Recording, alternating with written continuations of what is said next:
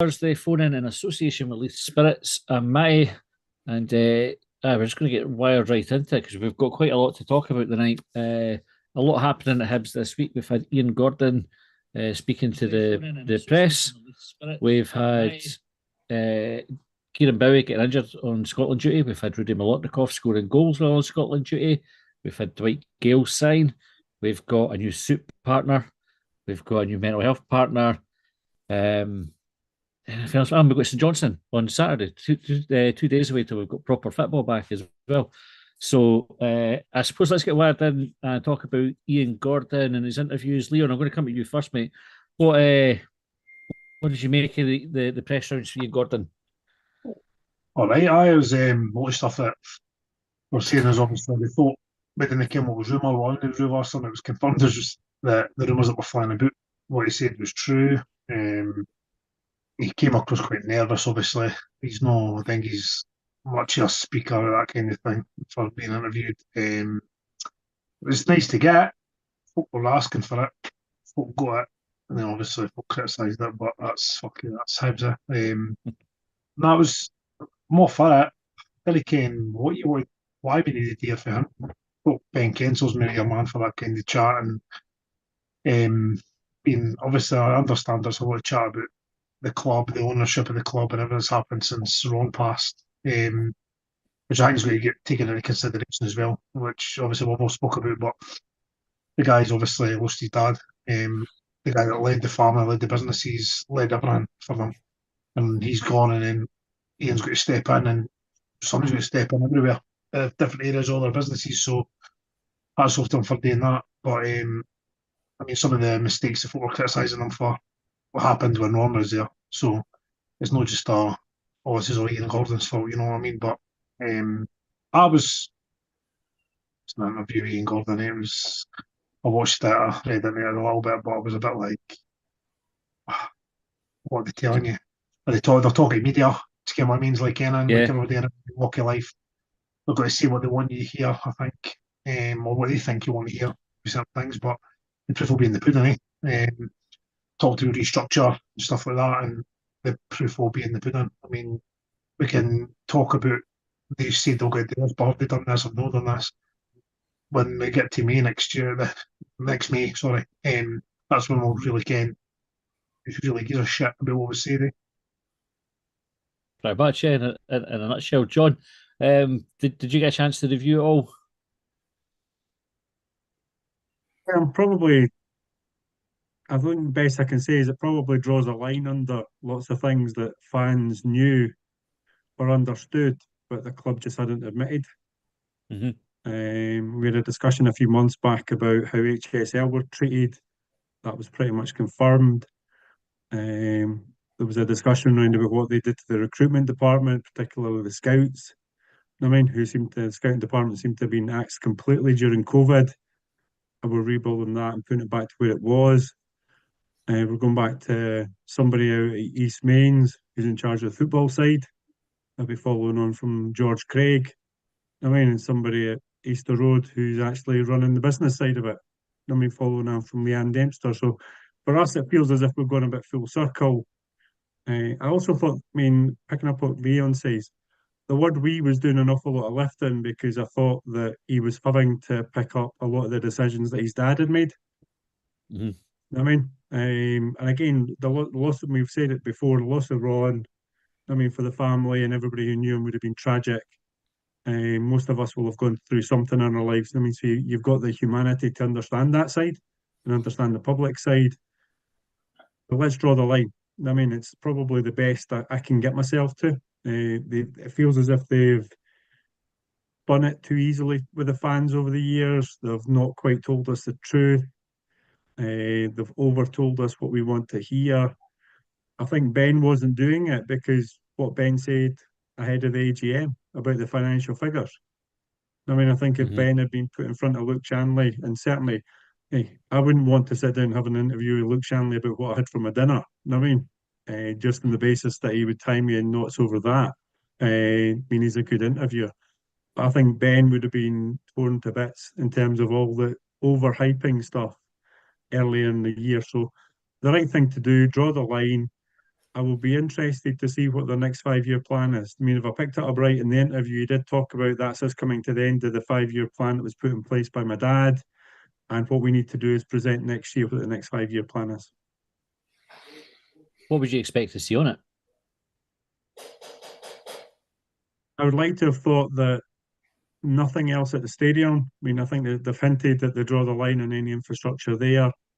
I'd like to know what they're going to do for the women's team to get a more permanent home that's not necessarily Meadowbank. They're going to do anything at East Mains and just set out what's going to be there if there's going to be any infrastructure. So let the fans know what's planned. Footballing wise, just the stability message that was there. I mean, do I like the idea that they've gone back to somebody at East Main, somebody at Easter Road? Yes. The problem is that there's plenty of clubs that have thrown money at trying to get success in Scottish football over the past 25 years. A number of them have gone bust. Just be sensible, use your budget well, and realise that it's a sport that other people are trying to beat you in. I mean, where you don't finish in the league because of how much you spend, it's about what you do in the pitch. There was definitely an undercurrent of that when they were talking about the. I know that we're going to spend loads talking about the finances, right? Because fucking it is boring. But there was an element. Ian Gordon saying we're committed to the overspend at the moment, but definitely but no forever. Like the football side has to perform so that the club starts generating its own like enough money to succeed on its own 2 feet, kind of thing, doesn't it? Yeah, I want to double check myself because in terms of the fans, our average crowds for the home games last year were just under 17,000. The season before that were just over 17,000 in the league. I mean, so the turn up and walk through the gates, I mean, is pretty much where it can be. There's probably a bit more they can get out of that in some games, but there's not huge money to be made there. So yeah, they have to get the prize money and they have to start bringing in European money. That's what they're aiming for, isn't it? Leon, you put your hand up. I'll get your point there, and I'm going to come to you next, Dave. So it was just a quick one about the overspend thing. I mean, obviously, I think that was always going to happen with regards to the chat about contracts that have been handed out previously. There was no way we were going to be able to just clear the outgoing of that, and then obviously, because what would have happened is we would have spent anywhere near the money we really need to spend this season. If we were actually looking at having an overspend, it would have been the case that the budget this year would have been terrible because we would have had 10 players on that, and that we've no got today, or whatever it is that have gone out of contract, that whatever it was, sitting there that were like, well, you have to use these players if you can't move them on. So I get what he was saying about the overspending. It's good that they're obviously going to take the hit on it. Will it be a hit if they sell the club eventually for a lot more money than they bought it for? It will only be, but that's no what's happening today. So they are taking the hit on it, and hats off to them. I mean, obviously through their own decisions and their own mistakes that the business that they've led, but they will still have to take the hit on it. And the fact that they're doing it is good. We just, it's not going to work if it's going to happen like that every year, though, is it? No. Unless all Foley's happy to pump £6 million a year at us, and we can just piss up a wall. They did. I don't know if I'm mean spirited or no, because I was talking about this on the Observer earlier on their tea time show. They chose to buy the club, Like Ron chose to buy the club. He has got the family, if they want to keep it on, they have got a responsibility to cover the overspend. Did I think it's like I've been looking as a favour. Aye, that's it. There's something in it for them as well. I always think that like there's a way that gets positioned sometimes. Like we should be really, really grateful for it, and you're going, they fucking bought it. Like that's what they chose. And exactly that. The fact is, a lot of their mistakes. It's their business decisions that have caused the overspending. That's costing them money. So they have. It's like you say. I totally agree with you. They've got to spend it because they've caused the issue. And like I was saying, hats off to them as in like, they've not looked to sell. They're not looking to walk away. They're like, you know what? We've made mistakes. We are going to be here long term. They're wanting their name left in a good way. I mean, when they leave this club, they're not wanting the Gordon family being remembered in anything but a good way. I think that's obviously Ron passing. I think that's a big thing for the family in general.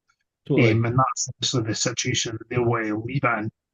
Like, I mean, that's the way they're not go away and everybody like, oh, Gordon's absolutely ruined this club, blah, blah, blah. Aye. Folk say it, but And I have no problem with making money on it as well, by the way. Like by the same token, if they invest that money and it goes well and they walk away from the club having made a few million quid profit, then fair fucks for them. Like I wouldn't grudge them at all. I think they care about the club and they're doing it with the best intentions and everything. So no bother. Right, John, you get your hand up, Dave. I'm going to come to you in a minute, but I'll get John's point quickly first.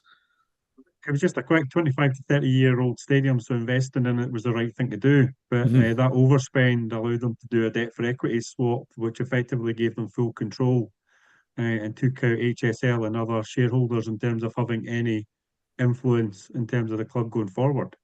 I mean, and they've also got the 80% now that if they and them and Black Knights want to sell up, they can lock, stock, and barrel get everybody to hand it over. So I think that there's a naivety with which we could approach this.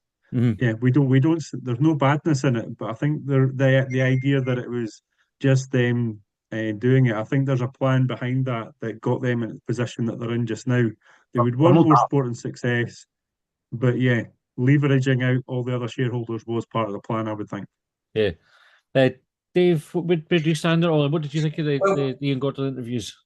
Aye, it was a lot, and it was like covering the phases of his ownership, where he was a student, he was repentant.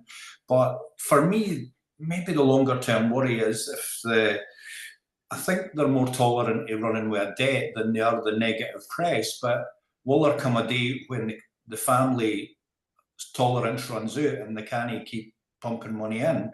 And if that day comes, I just hope we're in reasonable shape, that we've got a price tag that somebody else would come in, that we didn't kind of run up such a debt burden that we come like at risk.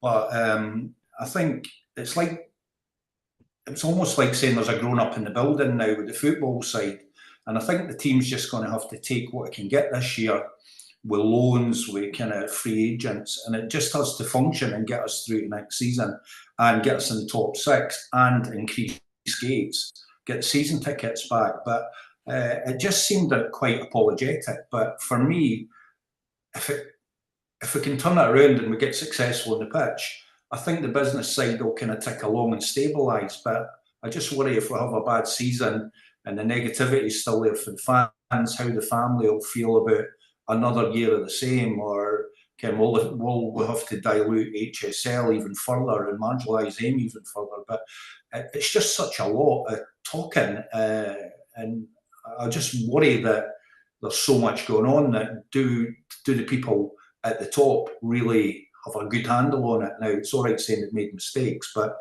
are they going to make more mistakes in the future? And have we got a better policing kind of structure in place where maybe Malky can say, no, that's not the way to do it, or somebody has to say that? But I just feel like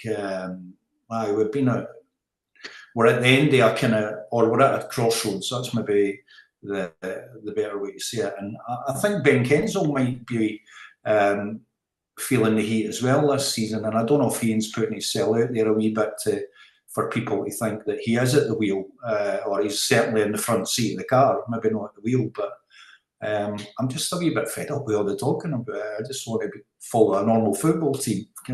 Just get winning some games again. Right, there's a comment on YouTube, Dave. I'll get your thoughts on this. Right, so John Darwin, he says the Black Knights said no to Malky, said no to David Gray as manager. They say Hibs are not listening to them, and that's why we have 0 players come up. We must listen to Black Knights. Now, from what I gather, Hibs had obviously we had Owen Bevan was known about, but I believe we were also offered, depending on reports that you believe, Innocent Bonk or Bonke, I don't know how you would, which gutted we never signed them, because what a name that would have been for podcasting. But Hibs chose not to. Rather, they didn't feel it was the right move for the club, rather than the group saying you can't have a player for the group. They spoke about Black Knight and that relationship being quite healthy. Dave, did that give you any encouragement at all? Well, it certainly cleared up. There was a kind of disagreement in terms of who we were bringing in, but I don't think necessarily it's a bad thing who we brought in. I think we need to stabilise before we embark on a new strategy or plan. We just need to consolidate position in the top 6. And I think Malky and Dave, they're there. I think some of the players that have came in are good signings or good loans. And I think we've got the bones here starting 11. I think if we get to 4th place next season, by whatever style of football, or even 5th, then we can say, well, the Black Knights can maybe have a bit of influence on the team. But it just felt like another experiment that may or may not work. But I don't think we had that in us, another year of kind of like abject failure. So I think I'm happy with whether or not Black Knights are happy. As a fan, I think I just want to consolidate this year. And I think the team that are there and the players that have come in will let us do that. Leon, you get your hand up. I'll come to you then, Jack. I'm going to come to you next if you get yourself off mute ready. Just a quick one, just about the comment about the Black Knight thing. I mean, the board members will disagree. Folk in business will disagree. That's why they're votes, that's why they're boards, that's why if you want to take control, you buy a bigger share. And if you didn't have a bigger share, you didn't get as much control. And that's just the bottom line. So I think the club done the right thing. I mean, look, I'm all for bringing these clubs in, the Black Knights in, and the structure and wanting to help out and obviously your opinion, but if they want to take control of it, put the money where their mouth will be. That's my whole mentality of it. And I'm all for taking advice, but I think at the end of the day, if the Black Knights started dictating what was happening on a 25% ownership of the club, folk would start saying, oh, they run the club, the owners didn't even run the club anymore. And for me, the owners would make the final decision. And essentially Malky goes, we're wanting him to run the football side, we've got to let him. I think disagreement in the boardroom's healthy. Like you want that because you didn't want like yes men or yes people. You didn't want it just like all the time unanimous agreement. You need folk there saying, "Are you sure this is the right thing that you're doing?" And like to check and challenge the decisions that are being made. And ultimately, there's somebody responsible for doing it. In this case, it's Ian Gordon and his mother, Kit, that have got the sort of deciding say, and they put the most money in. Obviously, Foley's comments from the great, like that threw it all. And I think the comment about it took us by surprise was that I think the comment was it took us by surprise because he said it in public. Essentially, I think he would have obviously. I don't think he's somebody that would mince his words in discussion anyway, especially when being on the board then. So I think it would be one of those that they were like, holy shit, he's actually came to say this. That's maybe just him. Yeah. And a conversation just being, look at, maybe he's even trying to sway the Lorient fans because they were a bit pissed off with how they went down and got relegated, and maybe he's like, now we're doing better with them. If Hibs haven't been listening to us, but when they start listening to us, they'll do better. And maybe it's just a fun. No, I suppose when you've got $1 billion, you're probably not used to folk telling you to shut up. You just say what you want. Jack, one of the things that came out was particularly around the reason to pick Malky Mackay and David Gray was about this having more of a Scottish core at the team. They say this was what came out of the review, was that we needed more of a Scottish core, and I think they looked at what other successful Scottish clubs had done, and that was a pattern. Do you think that's do you think that's like a good reason for bringing Malky Mackay in? Yeah, I'd say that's a good option. I mean, he's helped us with good signings coming in, but if you look at Ian Gordon's interview, he even says David Gray knows the Scottish game as well. So 2 good appointments that are not poor. So, and we had the same. If you look at the transfer activity as well, Jack, like it's all players with a British background as well. How much a difference do you think that'll make this season? Early days yet, but I think if they gel in well, it's just seeing how it goes for day one and forward, because we've just signed that new signing today. So, and we're yet to see Junior Hoylett as well. So, I think we'll speak a wee bit about Junior Hoylett and Ellie Youand as we get talking about the St Johnstone game in a wee bit. What was it that you liked or didn't like about the interviews with Ian Gordon, Jack? What was your feeling on it? Keep changing his words at points. Like, I felt like he wasn't confident in speaking. Mostly, like, there was the guy interviewing him and he went to ask Ian Gordon, and then he kind of stuttered on what he was saying and then moved on to a totally different sentence at parts. And did you feel better about Hibs after watching it? Worse about Hibs, or just the same? going back to my optician's questions for if anybody's so extra time. Just the same, aye, because I watched the extra time as well, and I agree with everyone there as well. Nice one. Callum, sitting patient, and Charlotte, James, and Chase, I will get to you soon as well. Where do you stand on all them? What kind of jumped out for you? I felt like it was one of those things where you could tear it apart and it can raise more questions than we got answers and stuff. But for me, something was needed for the club, some kind of communication. It's good to know that we're working towards like a kind of new plan, but like listening to you guys on Extra Time the other night, it's like, okay, the experimental European youth players never worked, but it's like we're just going to throw all our eggs in the British players basket.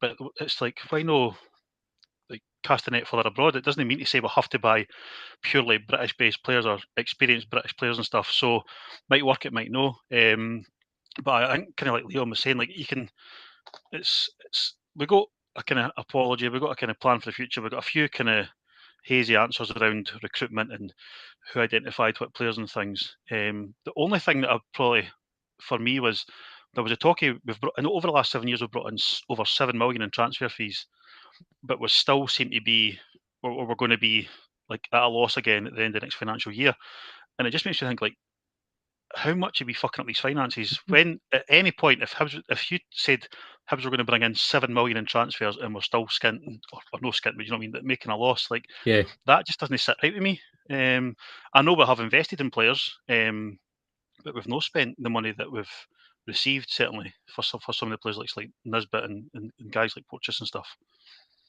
It's when you think like even just this year, you've got the 6 million that's come in for Black Knight, another 2 and a bit million for Biden and Leslie Robb and HSL, and then transfer fees and European money that came in last season. And that it is mental how much money Hibs are burning through. But what do you think about Ian's explanation for where some of that money went? Because he sort of almost admitted that they hadn't really explained where the 6 million quid was going well enough.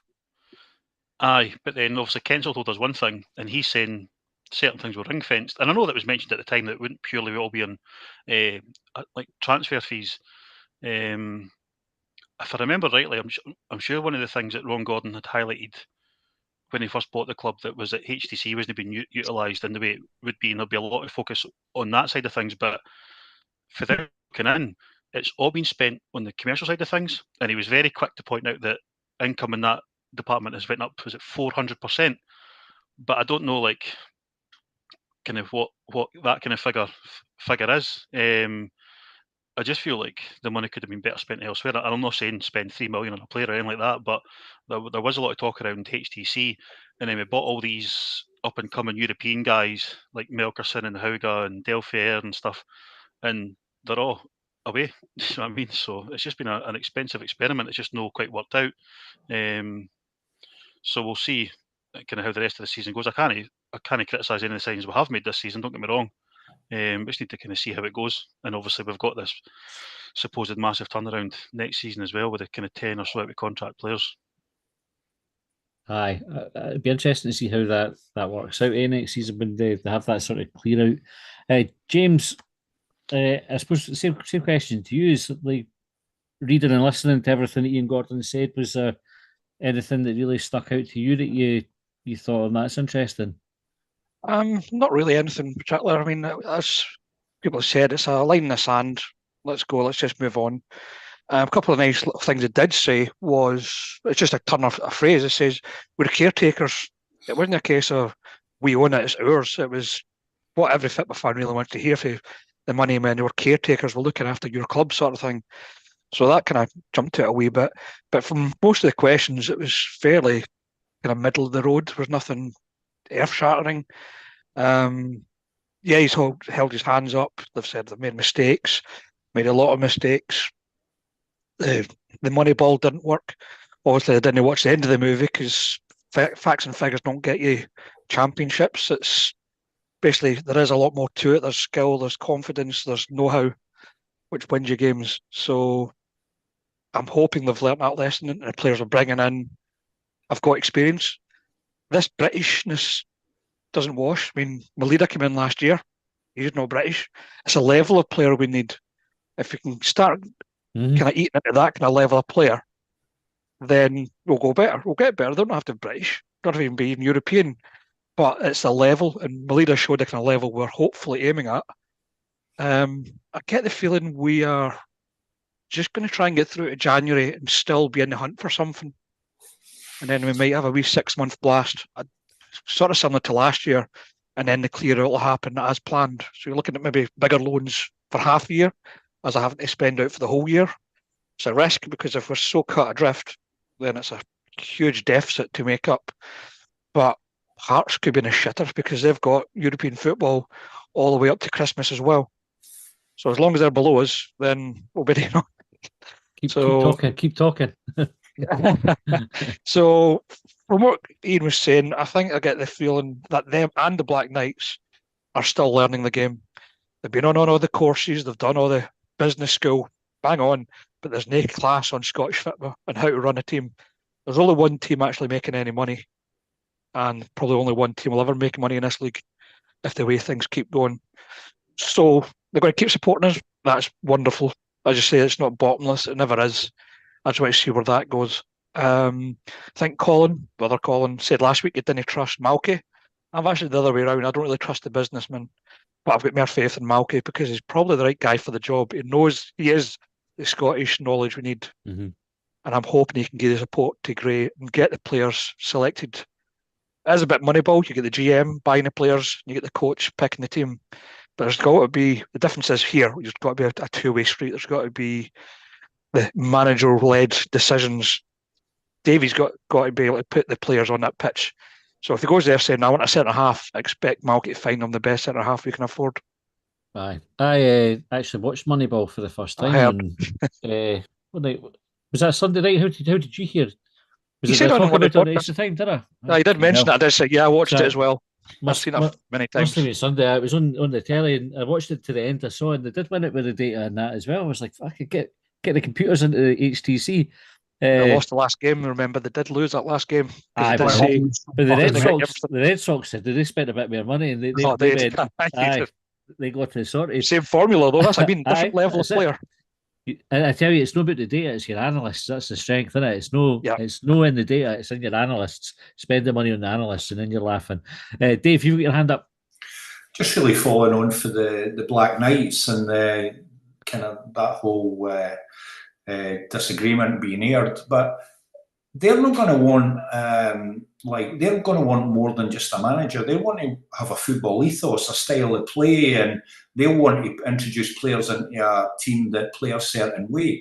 Right now, we're like back to the old football. We want our centre halves to hoof it. We're just trying to consolidate. So I think, like we were saying earlier, there's probably a time to listen to the Black Knights, but we're so far away from being a play out for the back team and a sulky football team. We're miles away from that. We're going to have to win ugly a lot of the time. Hopefully, this weekend's the start yet. We've been unlucky.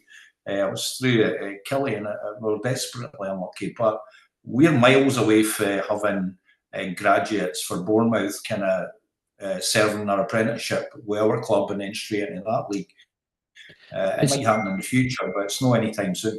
It's a really good point there about consolidating, and it's an interesting one when you look at it that way, because there's talk about, right, you couldn't play the way that Bournemouth play in the Scottish League, right? There is a line of thought that sort of goes that way. But if you remember, last season we played them pre-season when Lee Johnson was in charge, and they fucking horsed us, and they were brilliant. They were passing it around us for fun, and we weren't although we never started the season great under Lee Johnson, we weren't a bad team, really. We were decent at least, but they made us look like amateurs. I'm like, if you could get us playing like that, we would do all right in the Scottish League. Like Celtic did it. I mean, obviously we were an expensively assembled squad, but Postecoglou's team wasn't industrial. Stephen Gerrard's team, when he won the league with Rangers, weren't they kick and rush or anything like that. So you can play good football in this league and still win games. But it's interesting that what you said there, Dave, about consolidating. So actually, because we were so bad last season, it probably makes sense to go, let's not try and get too far ahead as ourselves this season. Let's make sure we're in as strong a position as we can for that rebuild next summer, and then start sort of building towards the point where we're this really good sort of footballing team. I think, just on just on that, what you're talking about Celtic, we've not got a single player that we get in the Celtic team. We're struggling for somebody to carry the ball up the park. We were desperate on the Dundee captain to come to fulfil that role, and he's going to sit on their bench. So you can do it, but you can't do it on our budget. It's you might need to have the academy put 3 or 4 players in the team. Bournemouth maybe giving you 3 or 4 loan players, but that's just another high risk strategy right now. Let's get 5th next season, or this season rather, and then we can have our rebuild and then get like a 5-year plan, as everybody's kind of alluding to. But I think that would be a lot sort of where Malky can sort of temper the idealism the Black Knights may have up here. It's a hard league, and a lot of people do underestimate it and how difficult it is to excel in it. Yeah, Leo, you get your hand up, and then James, you get your hand up, and then I'll come to you, Charlie, after that. I was just to carry on through what you were saying there about the plans and stuff. Like, I'm under no illusion that this year's about finishing as high as possible and about winning games of football, as opposed to actually creating styles and stuff, because the club is nowhere near ready to start. Let's start making an identity, and let's worry, and let's start doing this, and let's build. We've went through these. Let's build a side. Let's play a certain way, and we've not done it because 1, we've not stuck with managers, and 2, we've obviously not the structure behind us off the park that's given a decent environment for the players on the park to actually, or the management team to actually go and do that kind of thing. But I think I'm under no illusion this season that this is about results. It's about getting into that top 5 just to get in there. And then, like we've talked, Malky's mentioned it a few times about this restructure, about the next summer, about getting loads of players off the wage bill. And I know we've brought players in, and I know players are on and giving youth players contracts and stuff, which is a wee bit contradictory, but I feel like they've done it. They've signed the right players on the right contracts. The young laddies didn't matter. They'll move on if they're not good enough, and regardless if they're on 4-year deals or 3-year deals, they'll move on. That's the club's not going to get away doing with contracts to laddies that are in their reserves now, as opposed to obviously guys like Jair and stuff. And I'm not against Jair at all, obviously, just using them as an example. But I think this season's all about getting into that top 5. That's what it's all about. And if that's by playing industrial football, I can for a fact they'll do it. You can, it's like, no, that I'm liking this to Man City or Newcastle or anything, but you see where they, at the start of Man City's journey, when they got taken over, they never won the league for about 3 or 4 years then, I think, but it was incremental. Like they just kind of gradually got better and better and better until they got the right formula, the right manager, the right players, and then boom, they never looked back. And like Newcastle are at the start of that journey, they're now with them, but they'll kind of gradually improve. And I suppose we have to hope that we do it. We'll obviously not get to those heights, and I'm not comparing us to those teams in that aspect, but just the fact that you have to kind of build up to it. James, you put your hand back down again, but you want to come in? Yeah, it's just been a question for everybody, maybe something for next week, where we've got another 2 weeks off after this game, is what would we see as success in 5 years? I mean, as fans, Ben's got his business, Ian's got hopefully the team self-sufficient. What do the fans see as success in 5 years with the current model? I mean, probably no good time the next. Guinness and the Albion bar would be massive successful. Hot water in the East, I think, would be my. Just let's go for that. Me, European FITB every year, hopefully group stage. I think that. I'm not care which competition, any one of the 3. That was what the Gordons were. Ian Gordon said as well. Is that kind of where they sees us? Anybody different for that? Would anybody have a different view of what success looks like? Jack, your hand up. Yeah, I think I agree with James. Yeah, European football definitely. I don't see us getting Champions League, but European football, that'll do. And you never know. Even my dad says this. You could basically see maybe hospitality in the East Stand at some point eventually, because they built the East Stand for that to happen. So, aye, Charlie.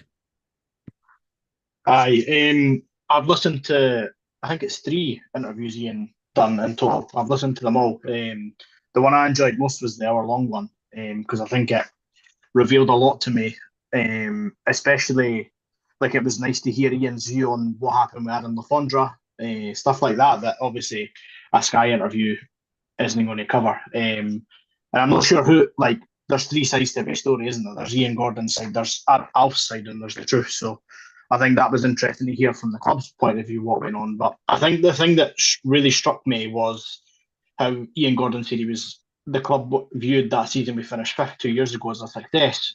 And I'm looking at that as a fan, thinking that was anything but a success. When we scraped into the top six on the last day, we were out of the League Cup in the group stages, and we were knocked out of the Scottish Cup in the first round. So I think it was interesting for me. That was the bit that was most interesting to see what him as the owner he viewed as a successful season. When to me that could have been finished bottom six and out the two cups at the first opportunity, and that's a horrible season for Hibs fans. So I think that was probably the bit that pricked my ears up the most, is that he viewed that as a success, when obviously it gave us Villa and that was a dream tie, but other than that, it was not a successful season at all. No, I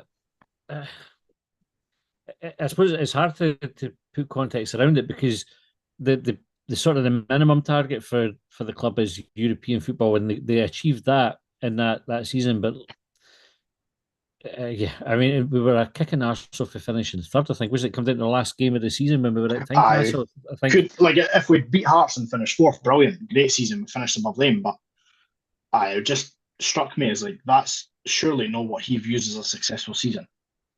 Aye, If we're not successful, I'd argue that's the bare, like not the bare minimum, but I'd argue that's your set out, what you're setting yourself out for the start of the season at Hibs, being like, do you know what, if we finish fifth, that's not been a great season, but we're happy to accept it. Whereas, but not every season, obviously. I think going to Hearts last game of the season and having to try and like stop us from winning was a good position to be in, because it's not very often we go there that they're trying to outdo us by not losing to us. Do you know what I mean? So that was a decent thing. But the finishing fifth, if wording it like that was daft. It's not successful. It's definitely a tick and box season. They're happy that it happened, but the lack of what happened the season after just absolutely nullifies everything that happened. That season. I think we lost Matty. For everybody else, just I was talking. you say too much, Leon. That's what it is. You've killed him. Let's chat again. He's probably trying to DM me right now, saying stop talking. It just shows you the fine margins of Scottish football. I mean, we finished fifth. That was a bad season. That Hearts game, if we had won that, we finished fourth, 2 points more. It'd have been a good season. It just shows you. It shows you the fine margins. Definitely. If we'd went to Tynecastle that last game of season one, finished above them, just doing that, just jumping above them by beating them at Tynecastle would have been but there's no way. There's no way it was successful. There's no absolute no way. It can be successful in their eyes for progress for the club, but there's no progress if you didn't progress the season after. That's just go back to school one again, sacking managers. So it wasn't progress at all. Yeah, is that not part of it as well? That there's a bit of a financial side. I mean, that was a season where we put a huge amount of investment into the main stand in terms of hospitality that had come through. They'd be seeing financial results off, and it's not necessarily the finish, but it was the outcome. So the outcome of how we finished that season was that we got European football. You know what I mean? We got through to third tie, and that's what I'm saying. It's almost the idea of not seeing. It's you've watched the movie, but because you like the end and you're quite happy with it, it's almost that the outcome justified it. So I mean, I think Charlie, it was a good thing to pick up. Definitely. Tracy, you've sat patiently as we're kind of going round. It's a busy night tonight. It was good because it allowed me to eat my dinner. Good stuff. What was for dinner tonight? Burger King at Rugby Services. So I've still got a long way to go. What did you make of the Ian Gordon interview? I suppose, firstly, on a human level, I know, like, just with previously working with Ian, I get the impression he's not the kind of person that likes the limelight. Mm-hmm. So I know that probably would have been quite hard. So it's probably quite brave of him, to be fair, to kind of step out and do that interview. And I think, obviously, being 34, I know you guys touched on it on Sunday night. He's only 34. And he's now got a role that he probably expected to happen so way further down the line. she's been kind of thrust into that role, and obviously as a family they've lost the most important person in their family. So that's kind of from the kind of human side. From a supporter side, felt it didn't really tell me much. I just think, yeah, okay, you said sorry, but well, you have to show that you're sorry. So we'll have to wait and see. I think words are okay, but you have to back them up with actions. Taking responsibility, yeah, that's fair enough as well. And it's okay coming out doing an interview now, but a board member came out, aired their dirty linen in public. Nobody came out from the club side either to kind of say anything apart from kind of whoever leaked it to the papers, because obviously Ian backed that up with what they weren't happy with. Yeah. And then we left the manager, who is new to the role, new to being a manager or head coach, as you want to call it, and left him to answer all the questions. And not one person's even mentioned that or apologised for it. And I think that's really poor leadership. Obviously, the accounts, that was a bit disappointing, because obviously, you know, Ben got quite defensive when getting interviewed by Luke Shanley about the accounts prior to the AGM, saying no, it was going to be so different with the accounts that will be coming up for, what is it, 23, 24. So that's a bit disappointing that we're not going to have these good accounts that we were all hoping for. And it just kind of begs the question, you know, do they know how to spend the money properly? Mm-hmm. Do you think there was enough a future focus on the interview? Because there was a lot of like navel glazing, wasn't there? Like to go back and look at like all the stuff that has gone wrong. I mean, they were going back as far as Jack Ross's sacking, for example. Mm-hmm. Do you think we could have done with a bit more of what's coming down the line, and like the where's the optimism coming from? Yeah, like, you know, we've learned from our mistakes, and this is how we're going to learn from them, because we're going to do this and we're going to do that. I mean, obviously, he did say Dave was going to get time, which I thought was good, because that's really important. Hopefully, they'll back that up, because, you know, he's been dealt a kind of bad hand, to be fair, because it's from all those bad decisions as well, given a certain manager too much power, as Aidan McGeady obviously said in his on that podcast, Open Goal.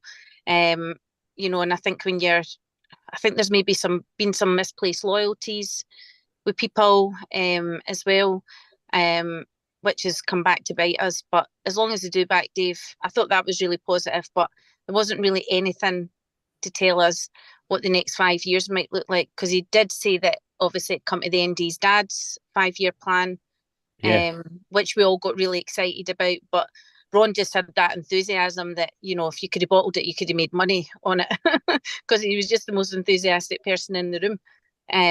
So yeah, I guess we'll just have to wait and see what the next 5 years is going to bring, what kind of plan they're going to bring to us. I always think with Ron's first AGM, I remember being at it and genuinely buzzing after it. Like virtually everything that he said was like, "Yep, tick, I would do that. Yeah, I would do that." Yeah. And I like what they've done there.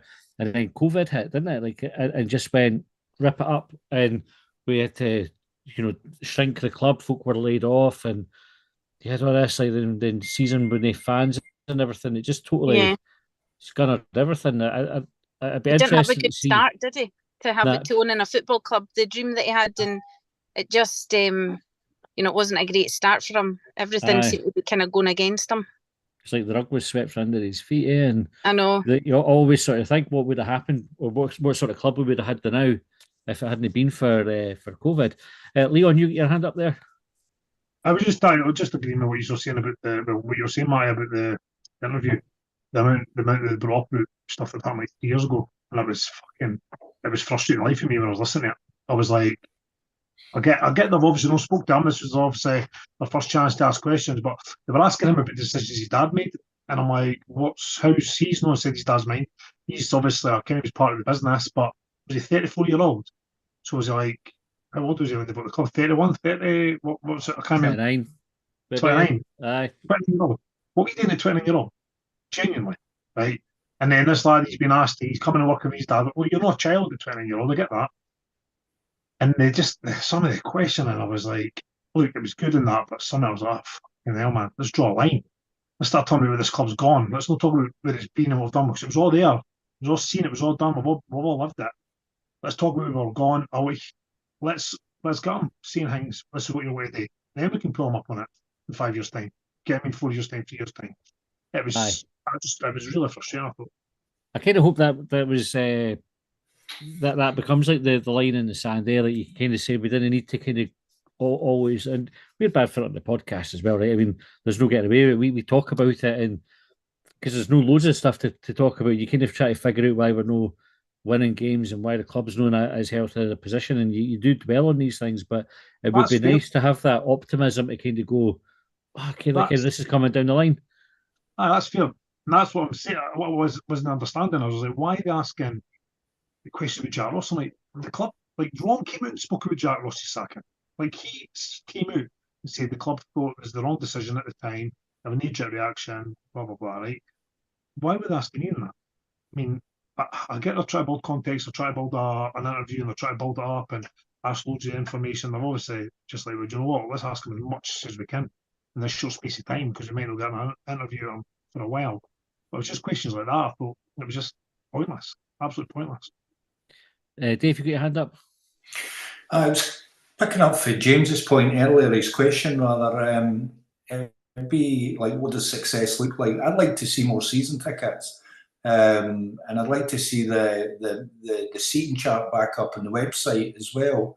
It seems awfully coincidental that's been pulled, and we don't know how many season ticket holders we actually have. But I think we get the product right, we can get the fans coming back, but it's just the product that's wrong. And we've got the management to go after and hunt down. You think we've had bad teams under Alec Miller in the past and Petrie and stuff who were like so kind of like inactive and ambitious or lacking ambition, just balance the books. And we've got a sort of flamboyant owner now that something will probably miraculously work. But we've had a couple of years of kind of abject failure, so we've got somebody to hunt down emotionally. But it's just back to the stability thing where if the fans kind of start coming back, obviously the product's better on the park, and I think that's just got to be the focus right away. And it's easy to say we've put 400% on our commercial activity. They've also probably spent a huge amount, so they're probably not taking profit yet. They're probably not covered their investment, and that profit might not start turning into cash for a few years yet. So it's easy to throw these chuckaway lines how successful we are, but like what's the pot of cash in the club? Where are we at? Well, there's no pot of cash in the club. It's in the Gordon's family bank. So I think we just really got to, as you say, he said that now, cut him some slack and let's see what the next 6 months looks like. Totally. Callum? I just wanted to follow up on something that Leon was saying there, and I wasn't going to mention this, but I've got a personal gripe with the guy. But Luke Shanley, was it three or four seasons ago when Boyle was kind of at his peak? I think there was a game where I think we played Inverness in the Cup, and there was like 4 bookings, and they're offered challenges on him, but he was getting tagged with this diver label. And Luke Shanley interviewed him after the game and gave him it stinking. I think he actually labelled him as a diver and stuff. And I know he's a Hibby, he's a well-known Hibby, he worked with Hibs TV and stuff like that. But as Leon was saying, some of these questions were stinking, and I don't know how that interview's came about, because initially the first interview we seen was with Mark Atkinson, the written interview online, and then kind of Sky sort of said that we're going to do this hour feature thing the following day, and in between that, the Hibs one came out. We got like 10 minutes on Hibs TV, but I'm only mentioning it because Leon mentioned it. But I just thought he's got previous, and I don't know if it's to prove a point or the fact that he's got this more knowledge. But you'll have people kind of knocking on his door or on his phone saying, ask these questions and stuff. But some of them were kind of really unfair. And I think for a 34-year-old guy who this has been like thrust upon him, he didn't have to take charge of the club. I know there was talk about they've got obviously other businesses and things, and that was all kind of up in the air after Ron passed and stuff. It was really rotten, to be honest. And I just think they've seized on an opportunity. I don't know how the conversations come out with Mark Atkinson right enough, but I just thought that wasn't right. And if anything, it maybe shouldn't. The the first kind of interview or whatever should have came through like official club channels in the first instance.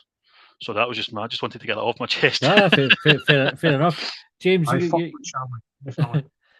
by the way, I'm gonna. I've worked with Luke at Hibs TV back in the day, and he's a crack guy, proper Hibby. And Joey, I'll stick up for him a wee bit. James, he's got a career there too as well, though.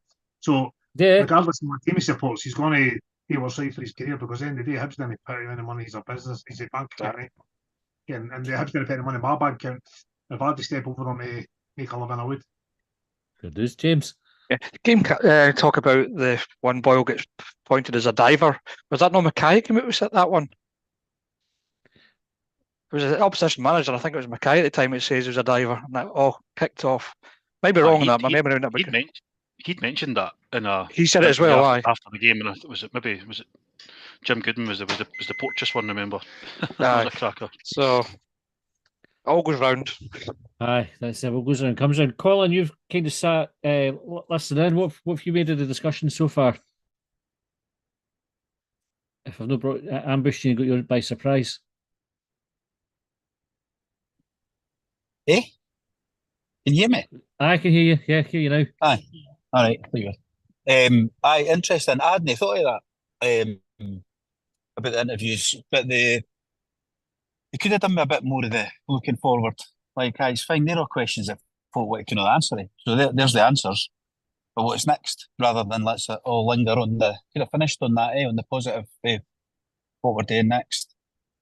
What the recruitment process is going to be, what it's going to look like, what we're going to be targeting next season. I suppose they mentioned getting rid of, how many is it, 17 players or however many we've got left with, because of the mistakes we've made over the last 3 or 4 years. But I agree with that. Was it Callum and Leon and James that all said that about the looking back at the negatives? Yeah, there is a bit of that. But a lot of folk are looking for the answers. But to go way back to Jack Ross, they've already said that. You know what I mean? It's like, that's already, his dad said that. Like, that's how long. Well, why are we still going on about this? Like, let's forget it happened, it done, and then we made a series of mistakes after that with the next set of managers that came in. It's been about what we got to do next, and what looking forward, because I'm a wee bit bored of looking back at all the mistakes now as well. Aye. I wonder if that's in the club's comms plan coming up. Maybe that's like sort of the next thing for them. Just let the dust settle on this, and then the next thing's like just drawing a line. I hope that's what it is. Just drew the line. Do all the interviews, say all the apologies. We've already made all the mistakes. Hands up. Right, that's it done. There's no point talking about it anymore. Because there is like the argument as well that. I mean, I've had to turn off my second screen because my laptop was playing up. So there was a comment for somebody, I can't remember who it was, but they said basically we signed 12 players. It's time for everybody to kind of see how they do. Get off their back for a wee while, give them a bit of space to gel as a team. David Gray's new into the role, Malky's new into his role, David Marshall's new into his role. The structural changes and the personnel changes in the football team have all happened. You're not going to change everything overnight in terms of results or the output for that. So maybe there is, and Colin, maybe that's for us as well on the podcast, to consider how we talk about it, and for everybody to sort of go, right, there is a period where you need to see if things work and not just assume that they're not going to work, or can say that they failed if you lose your first couple of games and all the rest of it. It's kind of gain a bit of space. Right, we're almost out of time, and I thought we were going to cover loads of different topics tonight, and we've basically gone around that interview. So I'll jump ahead. We've got St Johnstone on Saturday. James, I'm just going to go round the room as the screen goes here. So James, what's happening on Saturday? How many are Hibs winning by? Because that's what the predictions are always. And then we get more and more ludicrous each week. So give us a prediction and tell me how you think the game's going to go. 5-0, just stuff it up Levine's arse. Negative football is just an opposite. I can't watch his teams. I think you said it this afternoon. It's always shite when we play against them. So I want difference. Fast attacking, 5-0 grubbing, just get tore about them. It'll be interesting how Levine's team do against a Hibs team that's physical and strong as well, because we're all big boys in the team now, isn't it? It's all like 6-footers, and like the midfield's there's no soft touch in there anymore, and Kurovic up top's a big laddie and big strong centre half. So I could just basically just run through positions and say big laddie. Big laddie. Steve DeWee in that team in America, apart from Boiler. Apart from Boiler, who somebody tell me he was like a kid's size 12-year-old top, like he's that sort of slim, and fair dues. I wish I could get one like that.